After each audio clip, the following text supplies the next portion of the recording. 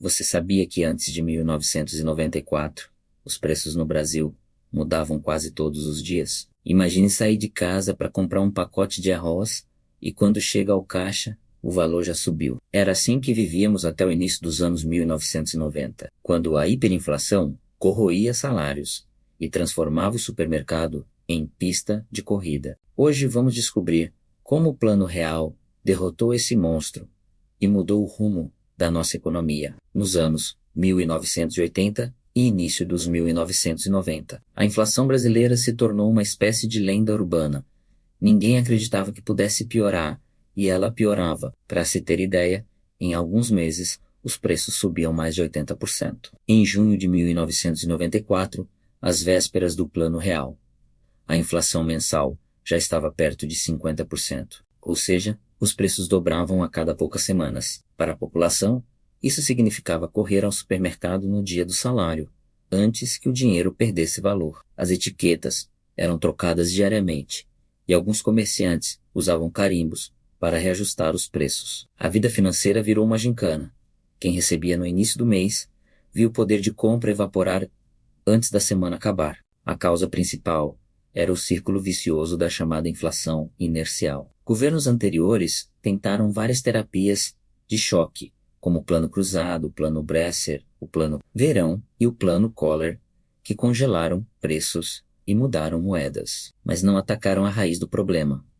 Os gastos públicos descontrolados, financiados por emissão de dinheiro. Em 1993, o presidente Itamar Franco convocou um grupo de economistas, entre eles Fernando Henrique Cardoso, Pércio Arida, Edmar Batia, Gustavo Franco e André Lara Rezende, para elaborar uma solução. Eles tiveram uma sacada inovadora: separar as funções da moeda em duas fases. Primeiro, criar a unidade real de valor, a famosa URV. Ela era uma moeda virtual que não circulava fisicamente, mas servia como referência para preços e salários. Por 3 meses, tudo no país tinha 2 valores, em cruzeiros reais e em URVs. Enquanto o cruzeiro real seguia sendo usado no dia a dia, a URV se mantinha estável, funcionando como uma âncora psicológica contra a inflação. Depois, em 1º de julho de 1994, a URV se transformou oficialmente em real.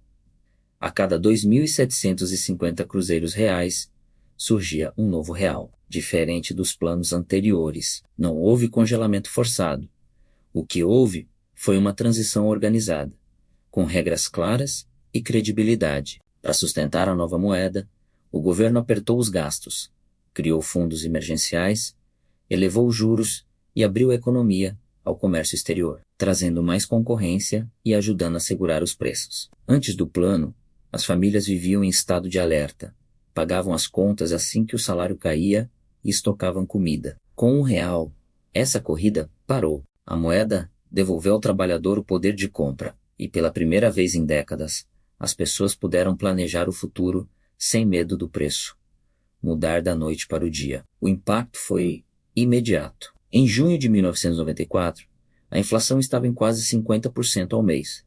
No mês seguinte, caiu para menos de 7%. Em dezembro, já estava perto de 1,7% ao mês.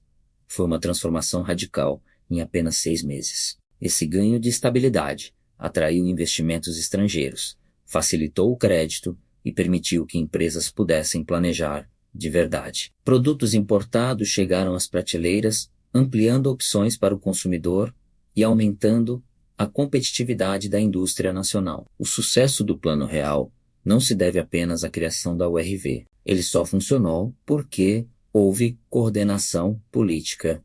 Congresso, governo e economistas trabalharam juntos para aprovar medidas de ajuste fiscal e flexibilização de gastos. O câmbio foi mantido estável, com juros elevados, para atrair dólares, o que ajudou a dar confiança ao real. Mas essa estratégia teve custos: crédito caro e uma indústria nacional pressionada pela concorrência externa. Ainda assim, a credibilidade da moeda foi mantida e o país conseguiu estabilizar sua economia. Em 1999, já no governo Fernando Henrique Cardoso, uma crise cambial obrigou o Brasil a abandonar o câmbio fixo e adotar o regime de metas de inflação.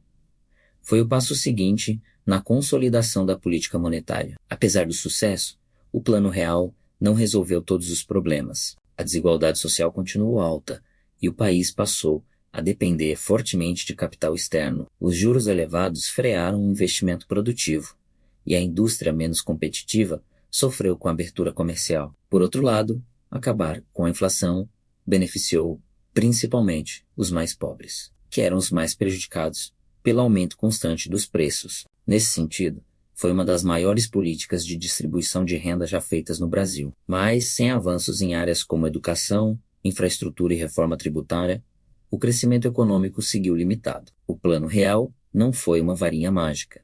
Não resolveu sozinho a desigualdade, o desemprego ou a precariedade dos serviços públicos. Mas ele mudou completamente o Brasil, devolvendo-nos algo básico: a confiança na moeda e a previsibilidade dos preços. Sem essa conquista, muitas das reformas posteriores talvez nem fossem possíveis. E você? Acha que o Plano Real foi a maior vitória econômica da nossa história recente? Quais memórias você tem dessa época? Lembra de correr ao supermercado ou de contar zeros nas notas? Compartilhe nos comentários. Se gostou desta análise, curta o vídeo, inscreva-se no canal e ative as notificações. Até a próxima, com mais histórias que moldaram a economia do nosso país.